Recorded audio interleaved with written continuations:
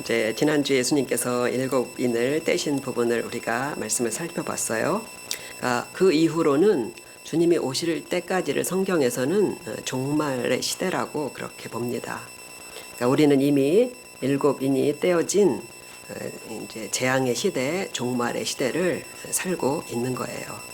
그렇기 때문에 삶이 힘든 건 당연한 것이고, 그리고 성도이기에 당연히 우리는 승리하리라고 믿습니다. 오늘은 중간을 뛰어넘어서 많이 뛰어넘어서 이제 마지막 장으로 이제 왔습니다. 먼저 이 건너 뛰어넘은 부분에서 성도님들이 많이 궁금해하시는 부분이 있어요. 그 중에서 두 가지 정도만 간단히 설명을 해드리고 그리고 본문 말씀을 나누도록 하겠습니다. 지난주에 말씀드렸듯이 이 중간에 있는 나팔재앙 그리고 대접재앙도 일곱 인재앙과 의미는 같은 내용들이에요. 좀 더 디테일하게 그리고 좀 심화되게 또 재앙을 일으키는 인물이나 사건들을 이제 분별할 수 있도록 당시에 존재했던 인물이나 이런 사건들을 상징적으로 이렇게 예시한 그런 부분들이 거기 포함이 돼요. 예를 들면 짐승의 표 666 이런 것이 거기에 해당하는 거예요. 전에 이 부분만을 제가 따로 설교한 적이 있으니까 많이 궁금하신 분은 이제 블로그에서 찾아서 읽으시면 되겠어요. 거기서 이제 짐승은 사탄을 배후에 둔 그런 악한 인물들의 상징입니다. 짐승의 표 666을 받았다는 것은 무엇이겠어요? 그러니까 하나님을 등지고 이들을 따른다는 뜻입니다. 계시록 교회 당시에는 그들이 경험했던 박해자였던 네로 황제이고, 그리고 네로 황제라는 힌트를 주기 위해서 당시 헬라어에는 숫자 값이 있었어요. 네로라는 이름의 숫자 값을 대입해서 666을 계산해 낸 것이에요.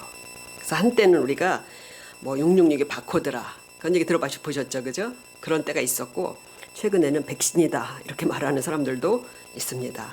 그런 건 아니에요. 짐승의 표는 하나님과 예수님을 부정하도록 사람들을 대거 미혹하고 그리고 교회를 박해하는 것이어야 하고, 그런 인물들은 시대마다 항상 있어 왔어요. 앞으로도 계속해서 일어날 것입니다. 그리고 이제 종말론에서 우리가 이제 종말에 대한 것들을 배우고 있잖아요. 종말론에서 해석이 크게 갈라지는 천년왕국설에 대해서예요. 해석이 되게 갈라져요. 계시록 20장에서 보면은 예수님과 성도들이 천년 동안 왕노릇한다는 말에서 이 천년왕국이라는 말이 나온 거예요. 그러니까 아주 복잡한 것은 빼고 제가 이제 두 가지만 간단하게 말씀을 드릴게요. 우리 장로교에서 지지하는 종말론의 해석은 그러니까 숫자적인 천년이 없다는 무천년설이에요.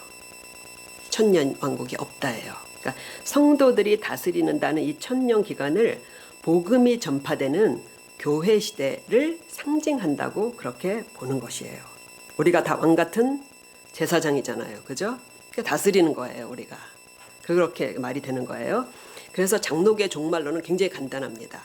지금이 종말 시대이자 그리고 복음이 전파되는 천년 왕국 시대, 교회 시대인 것이고, 복음 전파가 끝난 뒤에 예수님이 세상을 심판하시기 위해 오시는 거예요. 그러면 모든 사람들은 선악간의 심판을 받고 영생과 영벌에 들어갑니다. 끝이에요. 이게 다예요. 물론 이제 예수님이 오실 때 그때 잠자던 자들은 이제 부활하고, 그리고 살아있던 사람들은 죽을 필요가 없잖아요. 그죠? 그러니까 이제 살아서 천국에 가게 되는 것입니다. 지구가 사라지잖아요. 그죠? 뭐 안 가면 있을 데도 없어요. 그래서 이제 이것을 종말론자들이 휴거라고 부르는데, 이건 성경에 있는 단어는 아니에요. 휴거라는 말은. 반면 종말론에 치중하는 교파나 이단 종교에서는 다니엘서에 나와 있는 예언 부분과 계시록을 시간 그대로 순서대로 그리고 문자 그대로 해석해서 다른 종말론을 믿습니다. 이거는 전천년설이라고 해서 천년 전에 예수님이 재림한다는 거예요. 예수님이 재림하시고 천년왕국이 있다는 거 말하자면. 근데 굉장히 복잡하게 또 그 부분을 세부적으로 많이 갈라져요. 그래서 간단히 말씀드려도 좀 복잡한데 아마 이해가 되실 거예요. 왜냐하면 많이 들어왔던 얘기예요. 먼저 예수님이 세상 사람들을 모르게 공중에서 비밀리에 첫 번째 재림을 하시는 거예요. 그때 성도들이 휴거되어서 공중에서 7년 동안 어린 양의 혼인잔치에 참여합니다. 그동안 땅에서는 7년 동안의 대환란기가 오고 이제 그때 유대인들이 대거 예수님께로 돌아와요. 이 7년이 지나면은 예수님과 성도들이 지상으로 재림해서 숫자 그대로 1000년 동안 이 세상 사람들을 통치합니다. 1000년이 지난 뒤 마귀가 무저갱에서 나와서 세상 군대를 모아서 우리 아마겟돈 전쟁이라고 들어봤죠. 그죠? 마지막 전쟁 예루살렘을 공격하는데 이 마지막 전쟁에서 예수님과 성도들이 이깁니다. 이후에 지구 역사가 완전히 끝나고 모든 영혼들이 부활해서 하나님 앞에서 선악간의 심판을 받게 된다는 이야기예요. 좀 복잡하죠. 이 두 가지 중에서 어느 것을 믿는다고 해서 이단이다 틀렸다 그렇게 할 것까지는 없습니다. 우리 청년 시절에는 이 전천년설과 종말론이 그러니까 모든 교단을 망라하고 아주 급속하게 휩쓸었어요. 저도 당시에 처음 신앙을 가졌기 때문에 그게 정통이고 그리고 그게 올바른 해석인 줄 알았어요. 그러니까 지금도 많은 성도들이 제가 나중에 설명드린 전천년설을 많이 그렇게 알고 있어요. 제가 성경과 신학을 공부하다 보니까 그게 오류가 많다는 걸 알게 되었습니다. 예수님께서 말씀하신 종말, 예수님도 종말에 대해서 말씀하셨잖아요. 그죠? 그리고 성경 전체에서 계시하신 종말에는 두 번의 재림이 없어요. 지상에서 1000년 동안 왕노릇한다는 게 없어요. 종말이 이렇게 복잡하지 않습니다. 이렇게 복잡한 게 별 의미가 없어요. 상징이 많이 들어간 게 계시록이라고 했잖아요. 그죠? 그리고 이 계시록의 전체 성경과 다른 내용이 나온다면 그것을 상징으로 보고 전체 성경에 맞춰서 해석하는 게 옳은 거예요. 그래서 우리는 깔끔하게 정리합니다. 현재가 바로 종말의 시대이자 복음이 전파되는 상징적 천년왕국 시대예요. 그 기간 동안에 구원받을 성도들이 다 돌아오면 예수님께서 심판주로 오시고 모든 영혼들은 심판을 받고 영벌과 영생으로 나뉘어서 영원히 살게 되는 것입니다. 간단하죠?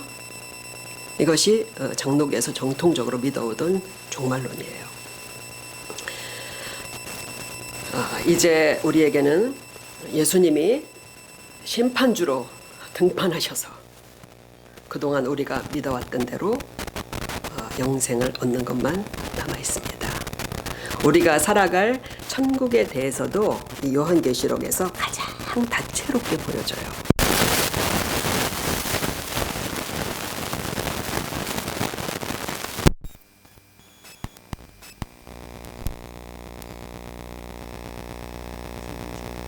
다 상징이에요. 분명히 그것 이상일 것입니다. 천국에서 누릴 가장 영광스러운 축복은 무엇보다도 하나님이 우리와 영원히 함께 하신다는 거예요. 우리 아까 교동문에서도 읽었죠. 21장 3, 4절에 나와 있는 말씀이에요.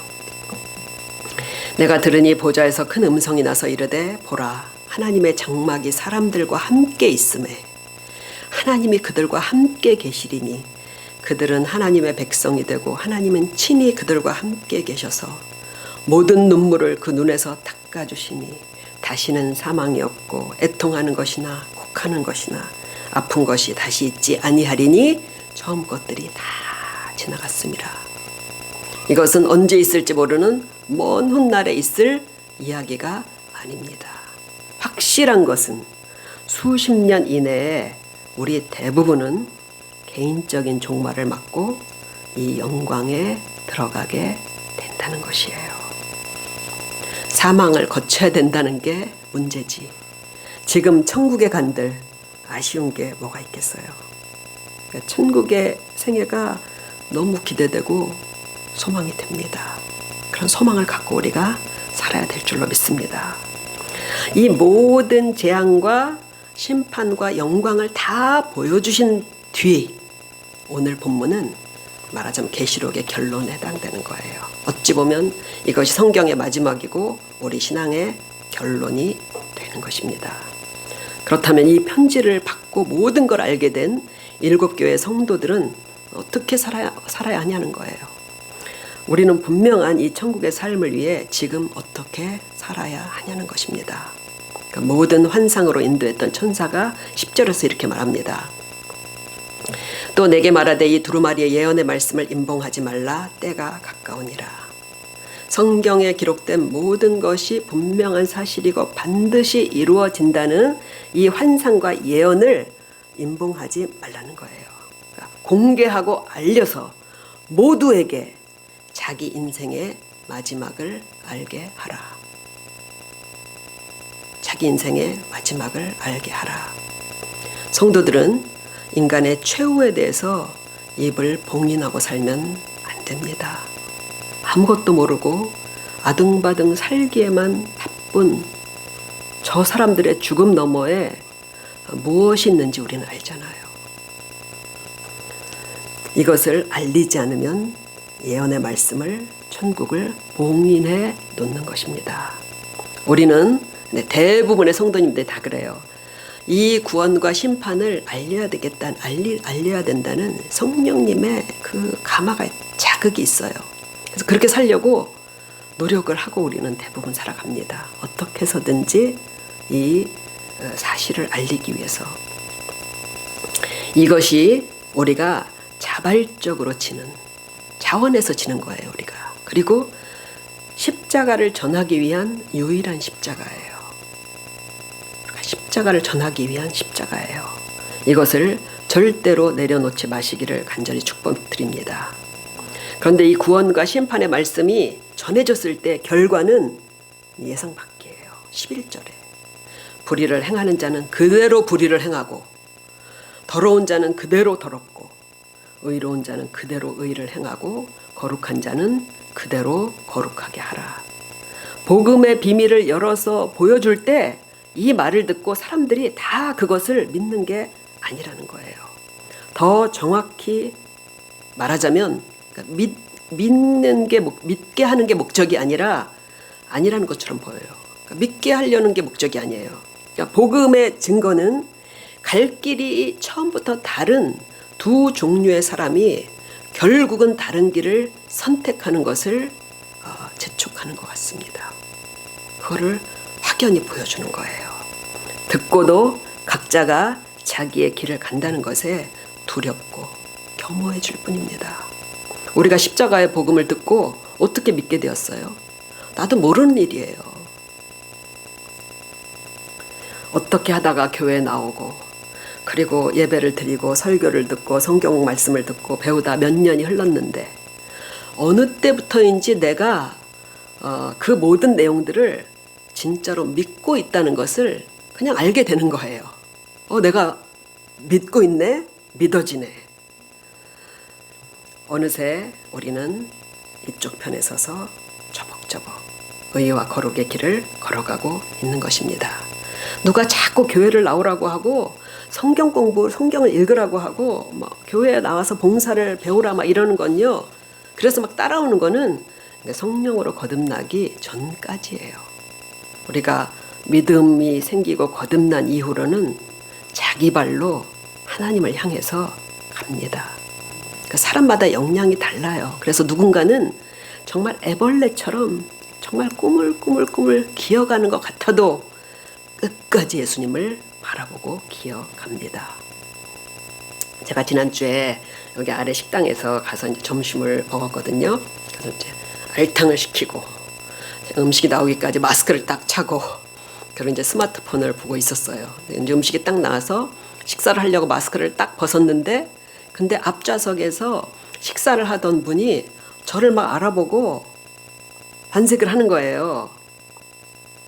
누군가 보니까 우리 오금동 교회 있을 때 그때 김현자 권사님이 데리고 몇 번 나왔던 분이시더라고요. 약간 지적장애가 있으셔요. 그리고 성격이 아주 괴팍하고 그리고 특이해서 성도님들과 거의 이렇게 잘 안 어울리셨어요. 근데 이제 저한테 그때 그런 얘기를 하더라고요. 형편이 너무 이제 약간 지적 장애가 있으니까 이제 직장 생활을 잘 못하잖아요. 그죠? 그래서 자기가 이제 형편이 어려워서 헌금을 못한다면서 그렇게 걱정을 하시는 거예요. 그러니까 우리 교회가 뭐 헌금을 그렇게 뭐 중요시하는 교회가 아니잖아요. 그런데 그 다음 주에 오셔서 그동안 피우던 담배를 끊고 그 돈으로 이제 앞으로는 헌금을 하겠다면서 처음으로 5,000원을 헌금을 하셨다는 거예요. 제가 상당히 놀랐어요. 정말.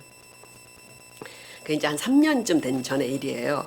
그리고 얼마 안 돼서 그 뒤에 예배가 끝나고 이분이 아주 침울한 얼굴로 이제 본인이 폐암 진단을 받았다고 그러시더라고요. 그래서 앞으로는 교회를 못 올 것 같다고 하면서 성경책을 한 권 달라고 그러시더라고요.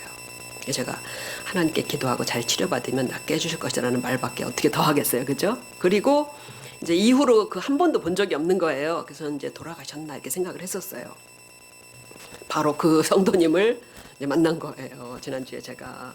근데 다행히도 정말 기적적으로 치료가 되어서 이제 거의 완치가 됐다고 그러시더라고요. 6개월 뒤에 한 번 또 가서 검사를 한다고 그러더라고요. 근데 보니까 진짜 얼굴도 너무 좋아지셨어요. 얼굴도 정말 화색이 돌고 아주 굉장히 건강해 보이시더라고요. 그 이전에 처음에 봤을 때보다.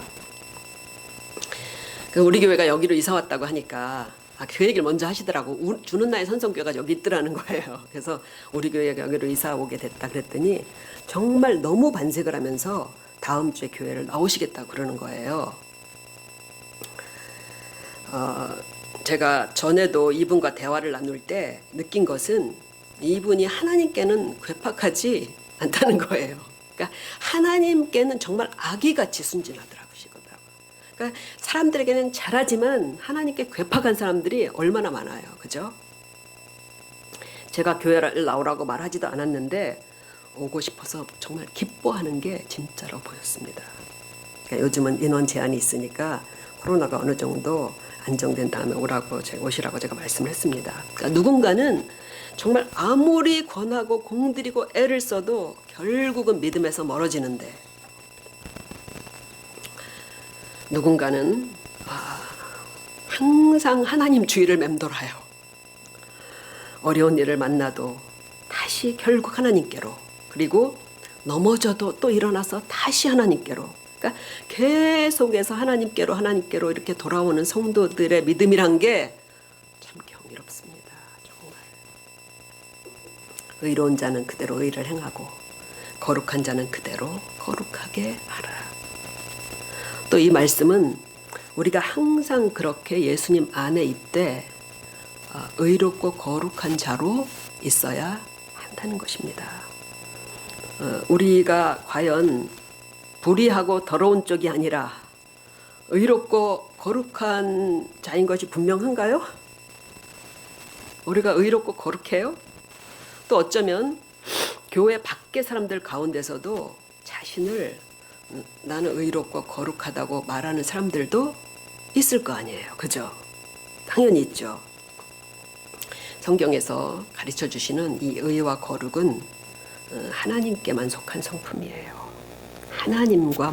하나님께만 있고 하나님과 함께 살 수 있는 성품이에요.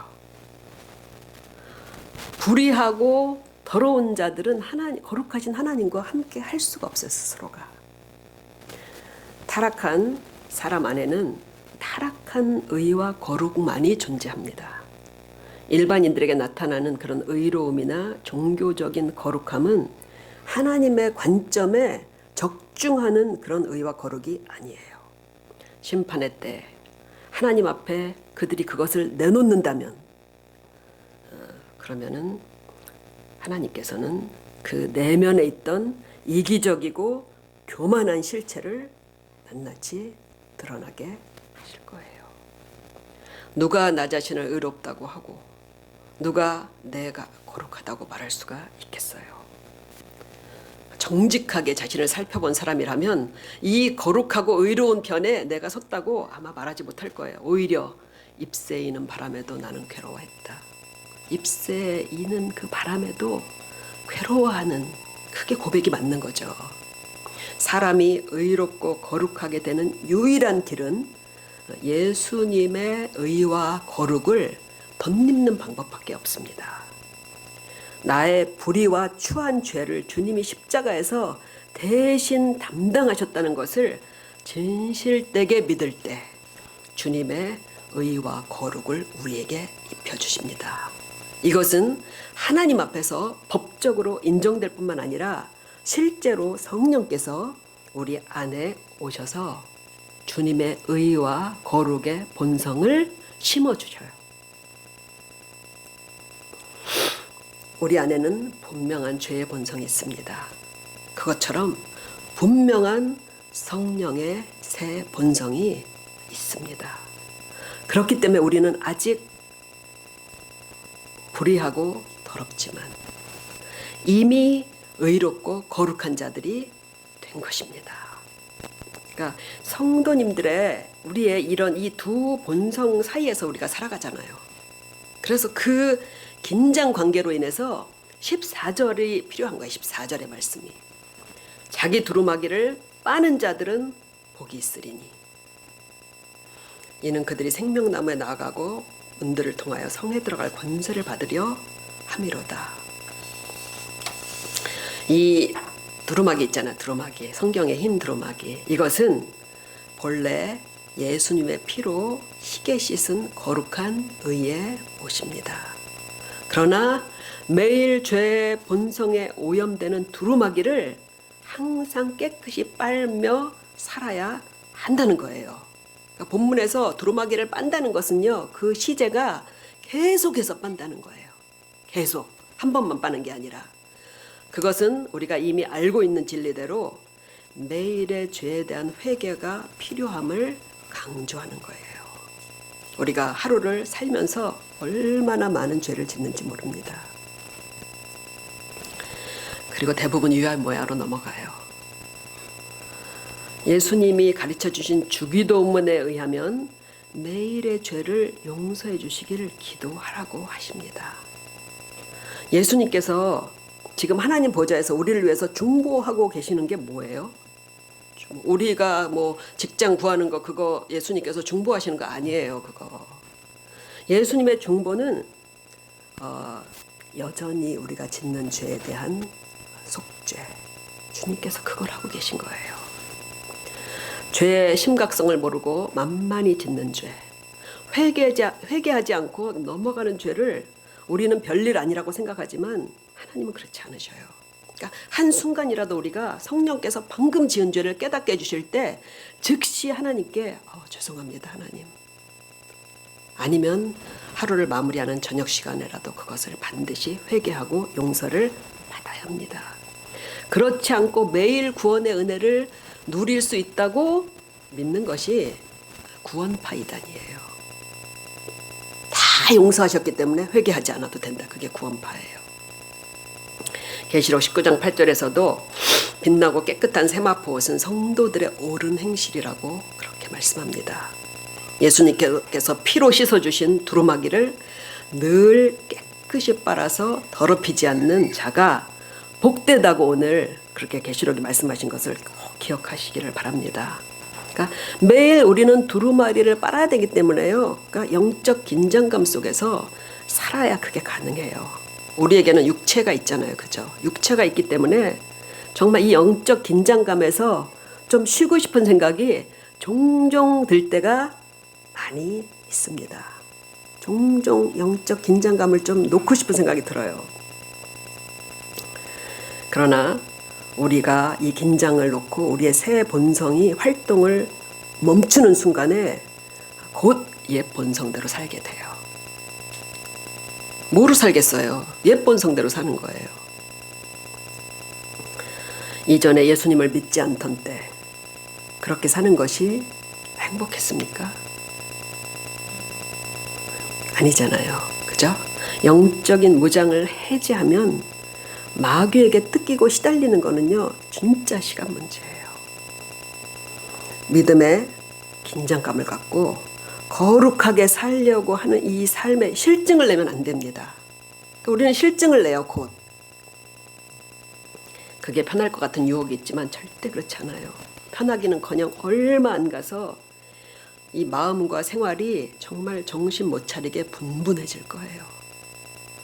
성도들은 새 본성이 죄의 본성을 이겨야 평안한 거예요. 내 삶에 평안이 없다면은 그 새 본성이 못 이기고 있기 때문에 그런 것입니다. 그러니까 새 본성을 따라서 우리가 의롭고 거룩하게 살아야 되는데 그거는 그럼 어떻게 하는 걸까요?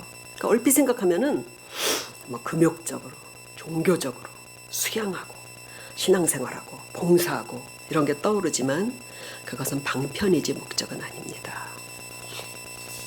그런 걸 쉬지 않고 열심히 하면서도 의와 거룩과는 동떨어진 사람들도 많이 있어요. 그러니까 의와 거룩을 종교적인 활동, 수양, 성경 공부, 기도 그것 자체의 목적을 두면 그거를 하면 할수록 열심히 하면 할수록 점점 새 본성이 아니라 옛 본성으로 가까워질 수도 있습니다. 신기한 거예요. 이게.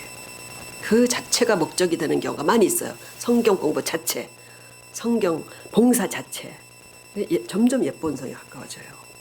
우리가 의와 거룩으로 산다는 게 뭔지를 알려면 우리의 본보기가 되시는 예수님께서 어떻게 사셨는지를 보면 알 수 있습니다. 예수님께서는 종교 활동을 하지 않으셨어요. 성부 하나님을 열정으로 섬기셨고 계명을 사랑하며 지키셨고 사람들과 항상 어울리고 사랑하셨어요. 우리가 의롭고 거룩하게 살아가는 것도 마찬가지입니다.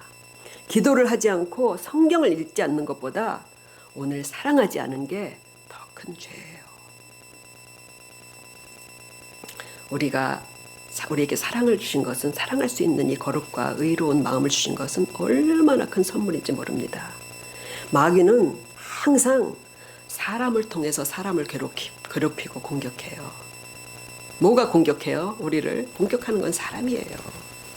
근데 그게 다 내 가족이고 주변 사람이고 교인들입니다. 우리가 믿음을 따라고 산다고 해도 본래 기질과 인격이 잘 안 바뀌어요. 신앙 안에서 오래오래 훈련하고 연단하고 성숙한 사람들도 가만 보면요.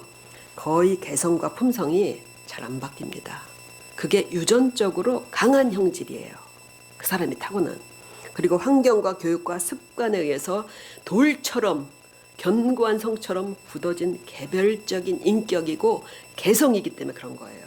근데 그걸로 대부분 남에게 상처를 주는데 자신에겐 그게 너무 옳고 너무 익숙해서 상처를 주면 것 자체도 잘 모릅니다. 마귀는 항상 그걸 이용해서 성도들 피차 공격하고 그 힘을 꺾어버리는 거예요. 가족끼리 그런 걸 당하면요 정말 살맛 안 나죠. 살맛 안 나요. 그런 걸 당하면은. 옛날엔 그런 죄성에 내 죄성이 충돌해서 진짜 양쪽이 박살이 나거나 아니면은 참고 분노를 사귀는 수밖에 없었어요. 그렇지만 성도들 안에 심어진 이 새 본성은 사랑으로 포용하며 내가 함께 죄에 빠지는 걸 방어할 만큼 사실은 강한 거예요. 그 거듭난 심령만이 그 원수를 사랑할 수 있는 거예요. 그렇게 강하게 되도록 매일 그렇지 못한 나를 회개하고 씻으며 그리고 평생 사랑을 이뤄가는 것이 성도의 의와 거룩입니다. 사랑하기 싫어요? 우리가 사랑해봐서 알잖아요. 사랑할 때 얼마나 행복해요. 그죠? 그런데 사랑하고 싶지 않아 저 사람은. 마귀의 속임수에 우리가 넘어가는 거예요. 사랑하는 것이 하나님께서 우리에게 주신 그게 생명이고 그게 행복입니다. 반면에 15절에서 그렇지 않은 사람들을 보여주죠. 개들과 점술가들과 음행하는 자들과 살인자들과 우상 숭배자들과 및 거짓말을 좋아하며 지어내는 자는 다 성 밖에 있으리라. 한쪽은 계속해서 깨끗이 빨고 한쪽은 죽는 순간까지 자신을 더럽히며 산다는 것입니다. 그 결과는 새 예루살렘 구원의 성 안에 있느냐 밖에 있느냐로 갈라질 거예요. 우리가 이렇게 복음을 열어서 전하고 그러니까 봉인해 두지 말고, 그리고 우리가 사랑으로 내 의와 거룩을 지켜가는 데는 당연히 수고와 희생도 따라요. 그러나 이것에 대해서 예수님께서 최종적인 보상을 약속해 주시잖아요. 12절. 보라, 내가 속히 오리니 내가 줄 상이 내게 있어 각 사람에게 그가 행한 대로 갚아주리라. 많이 들으셨죠? 내가 속히 오리니. 이 말이 많이 들어서 평범한 말처럼 보이지만 이 말씀은요, 주님이 하나님이시기 때문에 이렇게 하실 수 있는 언어의 신비가 거기 들어있어요. 우리는 보통 어떻게 얘기해요? 내가 속히 가리니. 그죠? 속히 가겠다고 하잖아요. 속히 오겠다는 것은 사실 우리 어법에 안 맞아요, 이게. 속히 오신다는 것은 주님께서 이미 우리 어떻게 하게 있다는 거예요. 가까이 계시다는 거예요. 그리고 내가 오리니, 이거는 미래를 말한 것 같지만요, 원래 시제로 보면요, 현재형으로 돼 있어요. 그러니까 예수님께서 이미 우리와 함께 계시고, 그리고 이미 우리에게 어떻게 하셨다는 거예요? 오셨다는 거예요. 그것은 시간과 공간을 초월하신 전능하신 하나님만이 그렇게 이런 방식으로 존재하실 수 있는 것이기 때문에 그렇게 말씀하는 거예요. 성경에 보면요, 종종 이런 식의 표현이 있어요. 성령께서도 그렇게 말씀하시는 걸 사도행전에 보면 발견할 수가 있습니다. 예수님이 왜 오신다 그래요? 내가 줄 상이 내게 있어 각 사람에게 그가 행한 대로 갚아주리라. 고생한 자녀들에게, 우리 너무 고생하잖아요. 그죠? 고생한 자녀들에게 얼른 좋은 것으로 위로하고 축복하시고 싶으시다는 것입니다. 예수님처럼 살고자 하는, 힘들어요. 예수님처럼 살고자 하는 게 힘들어요. 그런 우리의 수고가 헛되지 않을 것이라고 보증하고 격려해 주시는 것입니다.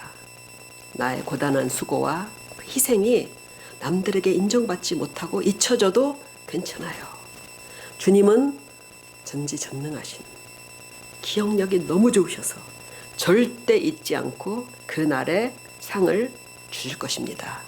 냉수 한 그릇의 봉사도 예수님께서 잊지 않으신다고 하셨잖아요. 그죠?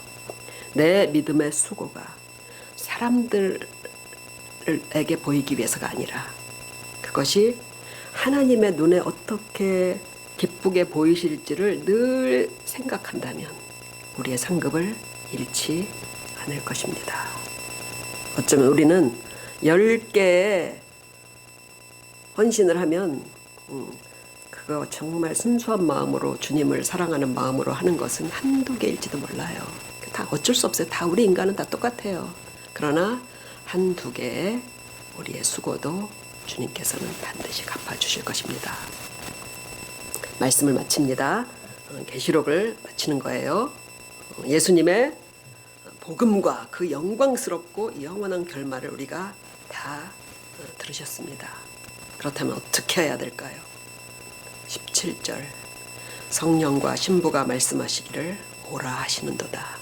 듣는 자도 오라 할 것이요 목마른 자도 올 것이요 또 원하는 자는 값없이 생명수를 받으라 하시더라. 예수님께서 주시는 생명수를 믿음으로 값없이 받으십시오. 우리가 이것을 값으로 지불할 그런 수준이 안 돼요. 이거는요.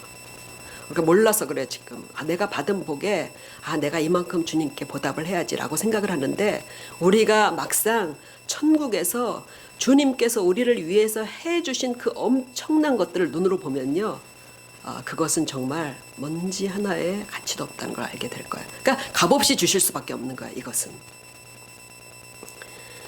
그리고 이 복음과 그 결말을 임봉하지 말고 항상 열어서 사람들에게 보이며 살게 되기를 간절히 축원드립니다. 그리고 우리의 두루마기를 주님의 보혈로 씻고 계속해서 매일매일 씻되, 종교적 실력을 위해서가 아니라 내 신앙의 실력을 위해서 그렇게 하는 사람들이 있어요. 그것이 아니라 하나님께 대한 열의와 이웃에 대한 사랑과, 그리고 나를 통해서 하나님의 뜻이 이루어지기를 그렇게 간절히 원하는 마음으로 그렇게 하게 되기를 원합니다. 주님께서는 그렇게 살도록 힘을 주시고, 그리고 우리의 수고에 반드시 현재의 기쁨과 공급으로 주님께는 상이 있으셔요. 현재에도 우리에게 기쁨과 공급을 해주셔요. 그리고 천국에서의 영원한 상급으로 기념해 주실 것입니다. 아멘. 우리 함께 기도하시겠습니다. 하나님 아버지, 우리에게 지난 몇 주 동안 우리가 지금 어떤 지구의 역사 가운데 살고 있는지 그 지점을 알게 해주시고 또 우리의 복된 결말을 확실하게 보여주셔서 감사를 드립니다. 우리 모두가 다 이것을 믿고 그리고 현재 이 재앙의 시대, 재난의 시대에 모두 다 곤고한 삶을 살고 있지만 주님의 은혜를 날마다 의지하며 승리하는 성도들이 다 되도록 주님 역사해 주시옵소서. 감사드리오며 우리 주 예수 그리스도의 이름으로 기도하옵나이다. 아멘.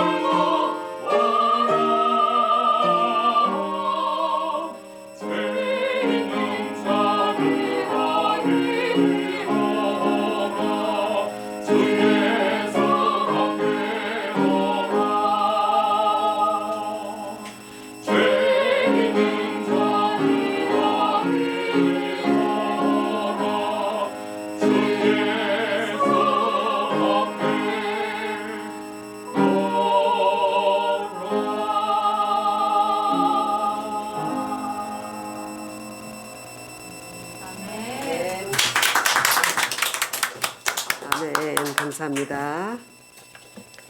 우리 215장 1절 2절 찬양 드리시면서 봉헌하시겠습니다.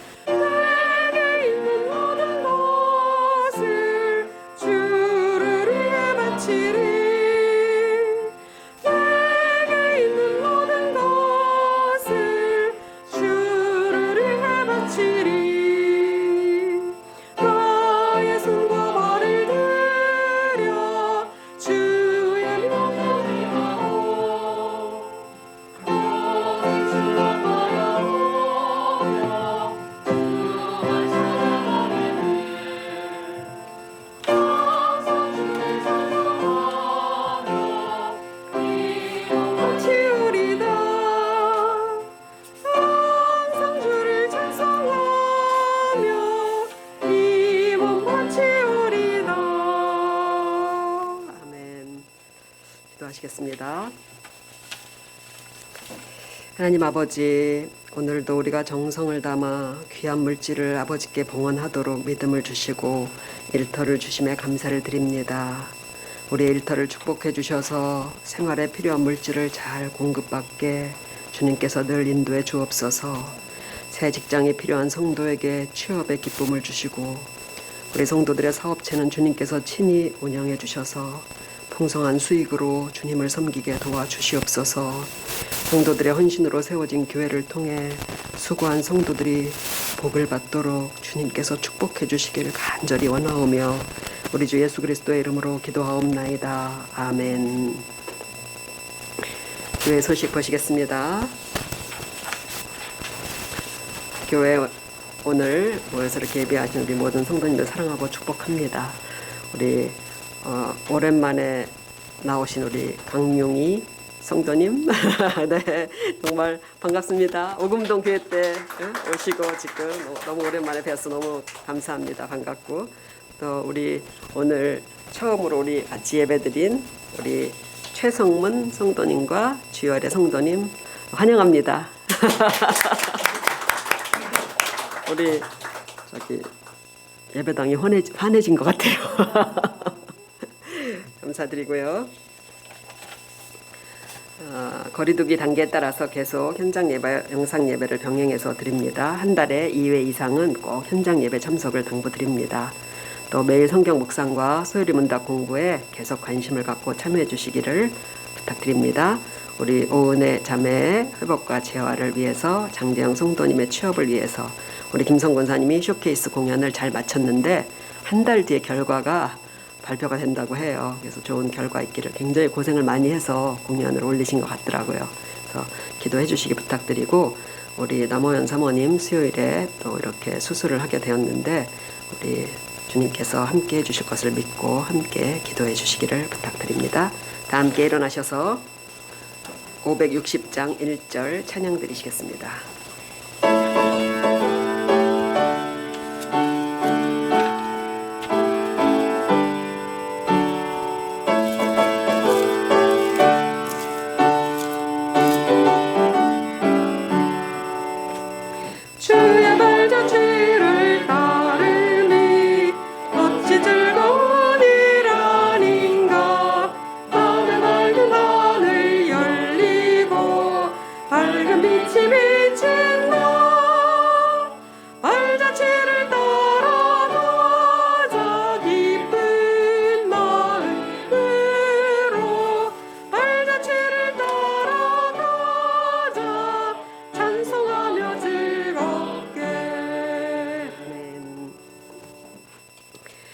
지금은 곧 다시 오실 우리 주 예수 그리스도의 은혜와 하나님 아버지의 크신 사랑과 성령님의 감화 역사하심이 이 영생의 복음을 믿고 전하며 예수님의 거룩과 의를 따라 사랑하며 살아가길 원하는 우리 성도들과 그 자녀들과 가정과 생업과 이 나라 위에 영원히 함께 하시기를 간절히 축원하옵나이다. 아멘.